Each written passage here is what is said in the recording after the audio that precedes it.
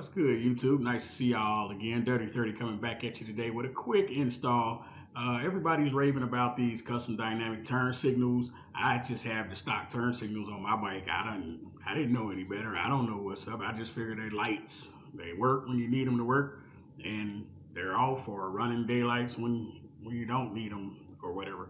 But today I have the turn signal pro rings from Custom Dynamics.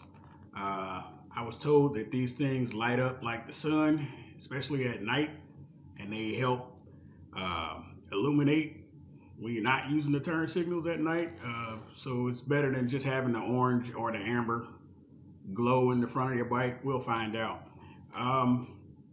Part number on these is 2020-1571 if you need to find out, or if you need to order them off of Custom Dynamics.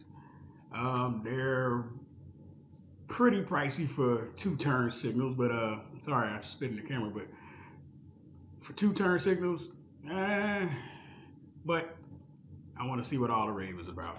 I also have the turn signal brake lights. I guess that's what they are. They work as they're running daylights, I guess, or running lights. I'm sorry, not daylights. Running lights, turn signals, and brake.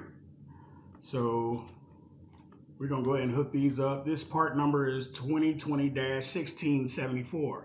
So if you want to go ahead and get on Custom Dynamics, look up, or you can put your bike in there, the year, date, model. I think they only do Harley-Davidson and Indian. Maybe it might be some other selections in there, but right now I'm only concerned with the Harley-Davidson because that's what my bike is. So I also got the little smoke lens because I think I might switch these lenses out on here. I mean, if I paid this much to get some LED lights, I might as well have them look a little different than what the stock ones are. So I got these smoke lenses to go over here, and we'll see how all this stuff looks. Enjoy the video. Remember to like, share, subscribe. I appreciate any of your comments down below, and let's go from here.